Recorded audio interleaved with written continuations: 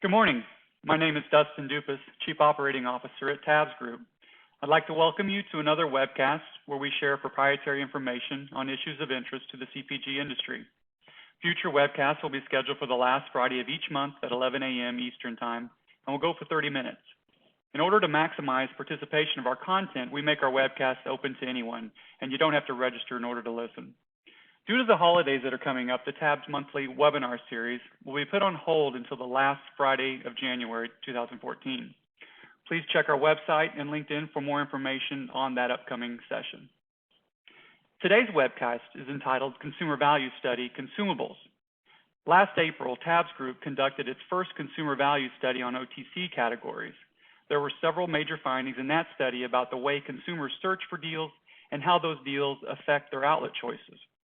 This latest study for the consumables is an effort to determine if the conclusion from those OTCs are projectable to other categories, most notably high-velocity categories such as water, soft drinks, candy, and breakfast cereal. Our presenter today is Dr. Kurt Jetta. As CEO and founder of Tabs Group, Dr. Jetta has developed numerous analytical methods for the consumer products market. One of the primary areas of innovation is in the use of the consumer surveys, which he's found to be fast, inexpensive, and statistically reliable in gathering consumer insights that previously cost companies tens of thousands of dollars. It's with this background that I introduce the CEO and founder of Tabs Group, Dr. Kurt Jetta.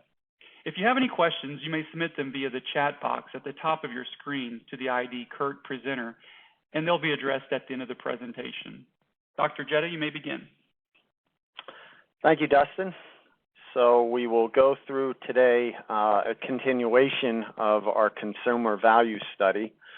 It's going to follow pretty much the exact same pattern that we conducted our OTC. And as we go through the results, we'll compare the results of consumables to what we found in OTC.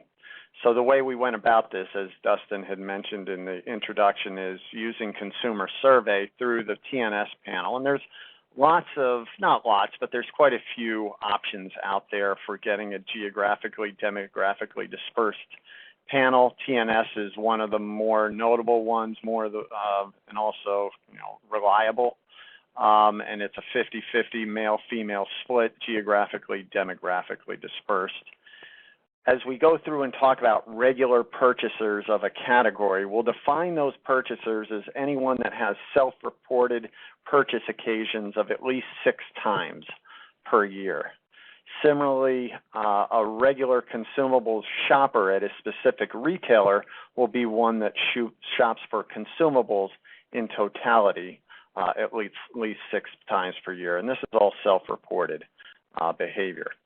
And we're asking 3 questions similar to the last research we did. Frequency of purchasing specific categories. So you can see the list of categories. There's candy and sodas and cookies, crackers, juice, some frozen categories as well.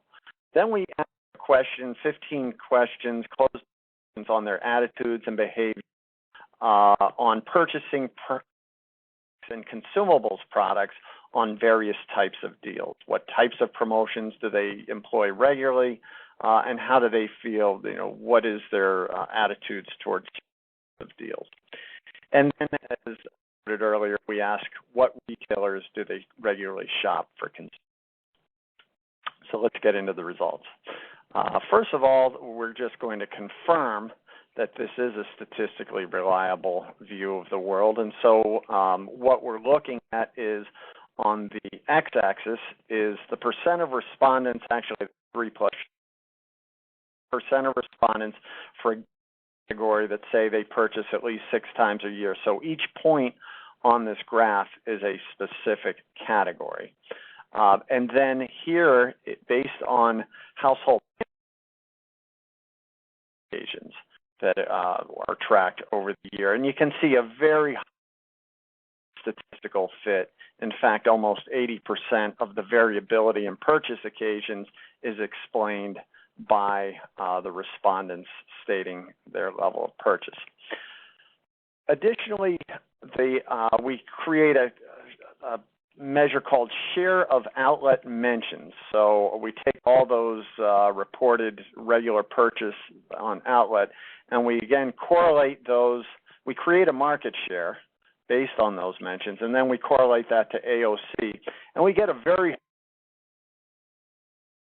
Now there's this very curious level, and that there's some insight that can be monetized if we ever figured out why. But there is a consistent level of overstatement on target and a consistent level of understatement on food, on the grocery channel. We saw it in OTC, and we see it as well. What it means is, based on the share of mentions, it would suggest, so you're going to see some pretty high shares for Target. Those are overstated. But when you see the shares on Walmart, right at the pin. I mean, very, very close to what I see in an all-outlet, either looking at panel or at scan data. So the first question we asked, as I mentioned, we had a series of 15 questions on their attitudes and behaviors on deals. So these are the percent of consumers that agree strongly that they use these methods to get better values in consumables. And so you see 10 of them, all the way from EDLP to online coupons and rebates. You'll notice I have quotations around loyalty cards because it's somewhat of a mischaracterization. Few people more disloyal than heavy users of loyalty cards. They're actually people that bounce around quite a bit from retailer to retailer, and what these people are actually very active deal shoppers. And that's not to say those things aren't good, but and one of my associates, Ted Kakritis, has done some great work identifying what degree these cards are, really enhancing loyalty or attracting new users. And really, what we find it is a very efficient vehicle to appeal to the deal purchasers that we're going to talk about. But if we go back to OTC, the first study we did in April, here's the percent of respondents saying that they use these different vehicles. So you see this very actively engaged consumer, the shopper searching for deals, and now we add in what we see in consumables. And it's actually for the very close. But let's really focus then on the differences. And first of all, you see EDLP is much more widely used in consumables than it is in OTC, which I actually found somewhat surprising way, given that OTC has much higher price, but I guess less frequently shopped. You see circulars is now actually the number 2 most utilized deal search tactic for consumables. And again, what are consumables is candy and soda and water and all the high purchase frequency categories. And then finally, we see these, quote, loyalty or rewards cards being utilized much more frequently for consumables categories.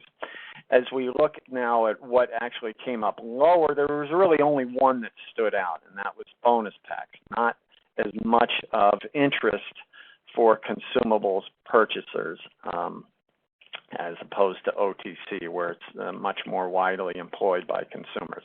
So that's kind of, as you see, generally very consistent, but there are some notable differences that may shape your views on various tactics that you'd want to use to appeal to heavy deal shoppers. So you see the circulars number 2. So that's why you see very heavy orientation toward those consumables categories in the circulars. So we're still focusing then on the same question, but we're reordering the data just like we did last time in OTC. And I would encourage all of you that didn't see that first one, that is available on our website. So you can get a recording of that just to acclimate yourself on OTC results as well. But we're reordering it, those 10 tactics, from passive deal search tactics, meaning they don't have to do a whole lot to get the deal, to active deal search tactics. So you have to actively either look at a circular or cut out a coupon or kind of go to a place where you can use your loyalty card or shop for deals. So a couple things noteworthy. So passive deal search tactics, not a whole lot of difference between the 2 studies. Active, substantially more in consumables, but really what the major issue finding is the gap between the two. That's a statistically significant gap. So active is much more important. So these type of deal tactics are relatively more important in consumables than in OTCs. So you can see they were fairly close. They're more important in consumables. In OTCs, they were actually fairly close together. But now we have these two different kind of buckets of deal search tactics and different vehicles to employ. What drives more volume? And so that's kind of the key question. Do active deal searches stimulate more purchasing? And then also the question is, do passive? So let's look at active first. So we're ordering the data. So the y-axis is the number of active deal search strategies employed, and maximum is 6. On the right y-axis is the relative level of purchase occasions, and that's how we're measuring shares and purchase quantities is based on occasions. So it's not dollars, it's not units, although all three are heavily correlated. We're looking at occasions.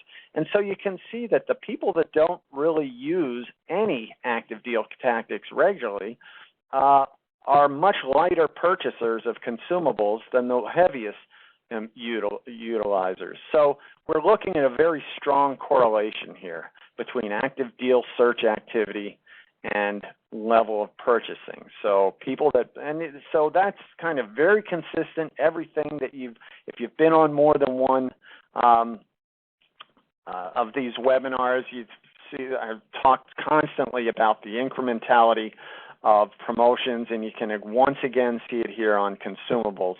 And as we look at now passive, you see that there's a much more muted, before when we looked at OTC, there was actually a strong correlation between the two, so there's some question on what's more important, active or passive.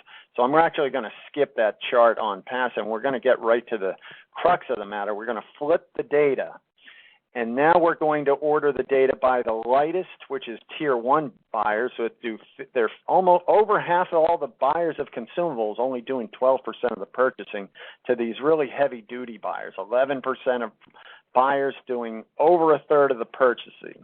And so we can see how light these are. They're indexing only as 23. You can see even those shoppers are relatively heavy users of deal search, but you see a much stronger engagement in deal search. You see heavier buying activity.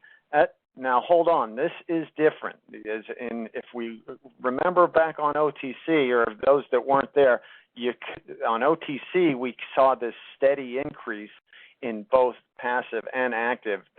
These groups are pretty much the same. And now as we get to the heaviest, they are, now we see that relationship again on the cause and effect of stronger deal activity is associated with stronger purchasing. And so similar to OTC, we have active also having much more explanatory power than passive. But what is really interesting is that it's not quite as consistent a response. So actually there was a stronger relationship in OTCs on deals and buying activity than there was in consumables. A strong relationship in both, but stronger in OTC. And we're going to talk about what that means as we get to the conclusions. So let's talk about then some of the key demographics, because you always want to kind of target your efforts. So if we look at age, interestingly, you have this dynamic. In all of these, passive really explains nothing. It's really just not a great way to explain our differences in consumer behavior. Here's this one kind of curious outlier. You see a little bit of regional, but we're really going to focus just on talking about active. So you have this life stage related dynamic associated with active deal activity. So you have younger families and then empty nesters with time to actually employ those tactics. Women, very heavy users of active deal search strategies, and then households with kids tend to be higher than with no kids. A couple others. So you see this strong relationship on income. So higher income consumers and shoppers tend to use these more active deal purchasing, which is, I think, that in OTCs was counterintuitive to some. The hypothesis would have been the more constrained your income, the more you're going to search for those deals, and that is definitely not the case. And that was consistent with OTCs. We see some interesting regional patterns as well. We see Mid-South. We see Great Lakes having high spikes on the active deal search strategies, as you would expect in the Walmart-oriented, Costco, Publix, all strong in the Southeast. That was the one region that popped for the passive deal search strategies. As you aggregate the regions, it kind of washes out. So it's really important to get more of a division view of those. And here, as you get these demographic insights, what you kind of see is that really demographics, and I go back to an old school view of demographics more than psychographics. So we're not the indifferent traditionalists or the rushing Rondas of the world, and all these psychographic groups. But if you talk, then see how they explain these demographic groups. Always default to the language of demographic and actually get demographic. I'm not aware of any.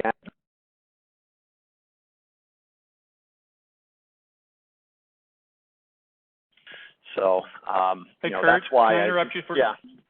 Your audio keeps kind of going out. It's going out a lot more right now. I didn't know if maybe you could pick up the phone directly or what it might be causing that. Okay. We're. Can you hear me now? Yeah. Go ahead. Yeah, you there? Yes, we can hear you now. It's been going in and out, but it started getting worse just now. Now. Yes, that's better. Okay, sorry about that, guys. Okay, so this was also, we looked at the different deal tactics by all of the various regions. Unlike LP, there was explanatory power in this. What we were seeing tended to have much higher reliance on deal activity, so they were drawing a disproportionate amount of their customers due to those deals. Not quite the case in consumables, where is that there tends to be more entrenched keen behavior for deal activity.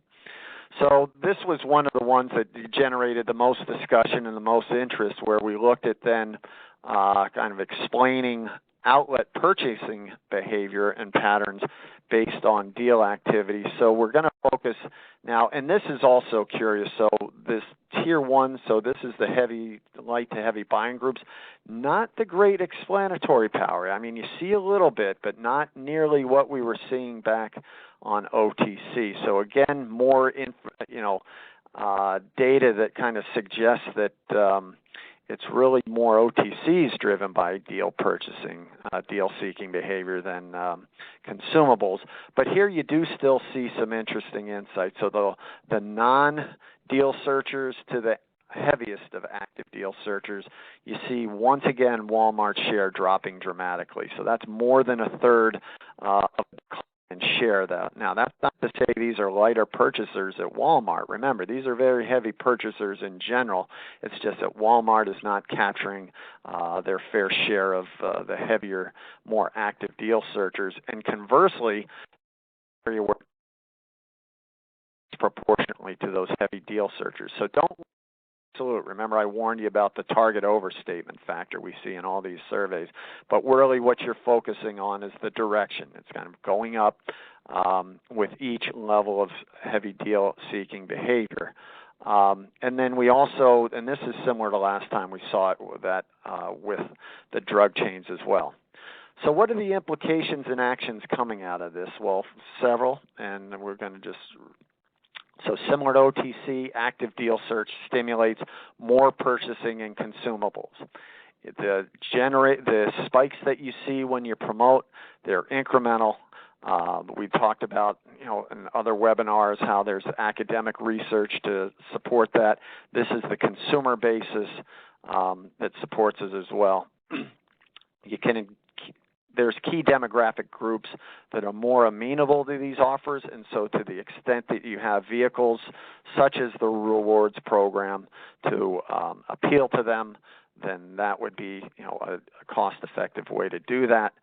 Active deal search behavior explains much about consumables, but not as much as OTC. And so this is kind of what I drew out of it. This, to me, undermines the misguided expandable consumption paradigm. So basically the thought being, and there's, quote, industry experts out there that say, well, you get the incrementality on expandable consumption, but not areas where you can expand.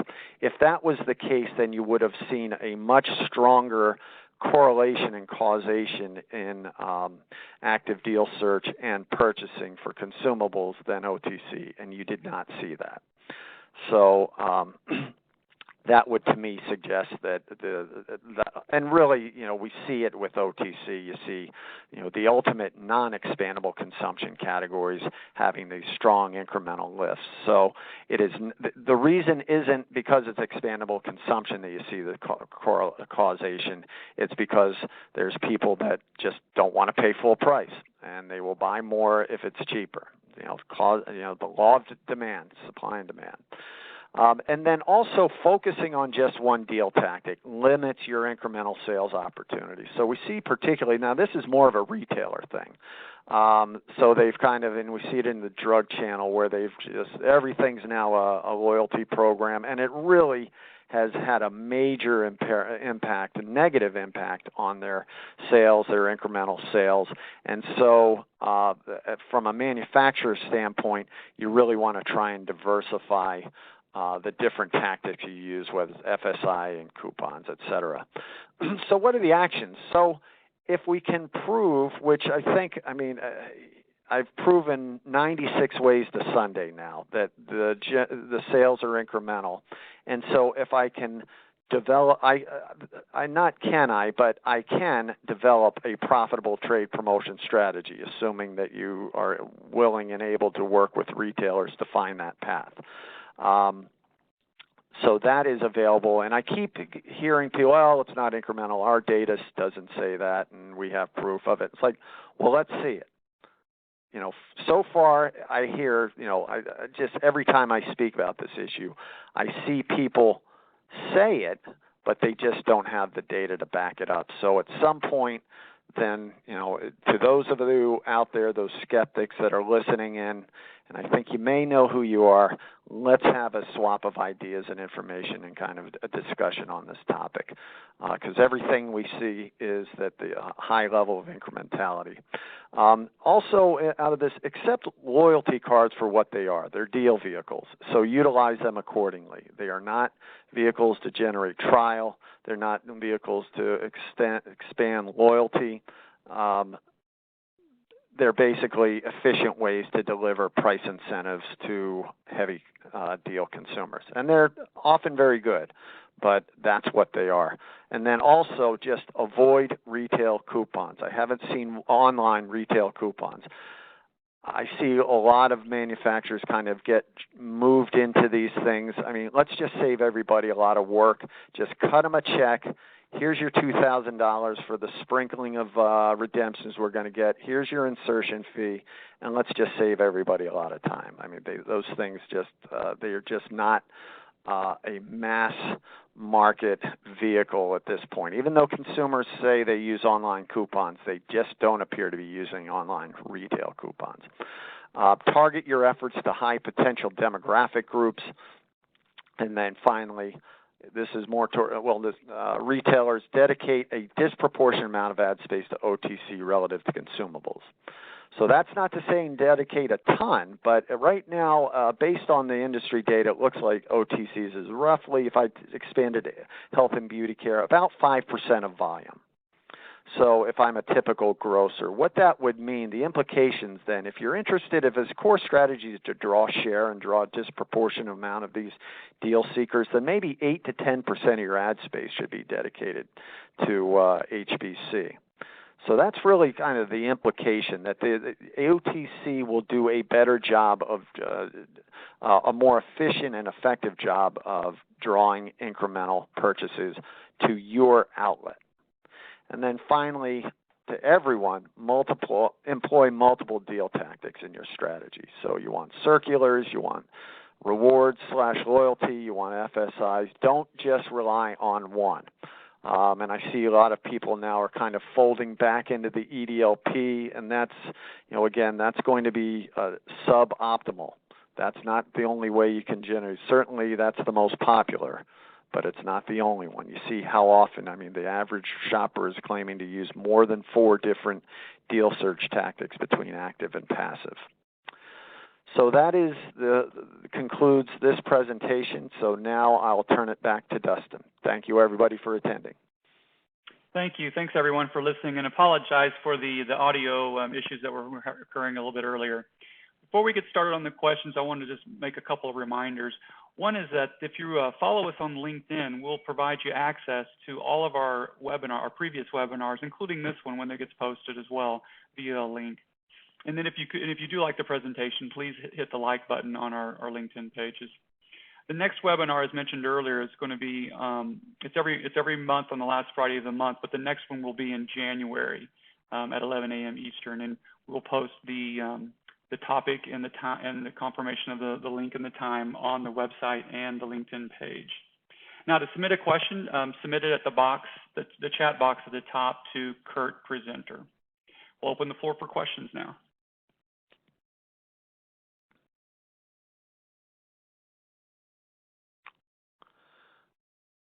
Okay, I got one question here. It says, can you talk a little bit more about undermining the expandable consumption? So I guess, which I expected to get a question like that. So the logic would go this way. So I propose that the reason why we see all these incremental sales from promotion is due to the expandable consumption effect. So consumers that are categories where consumers can utilize and then consume more, you're going to see that. And conversely, categories where consumers can't utilize more, such as cough, cold, or adult incontinence, you won't see that effect. But in actuality, the opposite was true in here. So there was a greater propensity for heavy OTC buyers to expand their consumption from heavy deal activity than there was consumables. So you would expect that consumables would have the greatest correlation and causation between deal activity and purchase occasions, and that was not the case. So that's why I make that inference. Next question, how does the retail price of OTC versus consumables affect the data? I would say that probably is a good reason why you see that there's a greater effect with OTC, because they do tend to be much higher sales per transaction, or price per transaction, and so you're kind of it's an expanded price sensitivity effect that you may be out of the market entirely or a very marginal consumer, and that's actually, we don't see hardly any new buyers coming in due to deals. It's usually these marginal buyers, and so a product that is $9 is not worth buying with any regularity, but a product that comes in at $6 or $7, maybe so. So I would say that's probably the most logical explanation on why the effect is greater.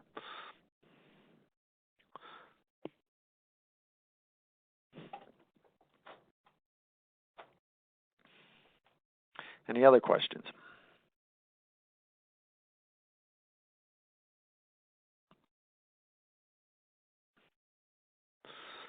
Okay, it seems like a very low curiosity crowd today, but of course I'm always available for questions.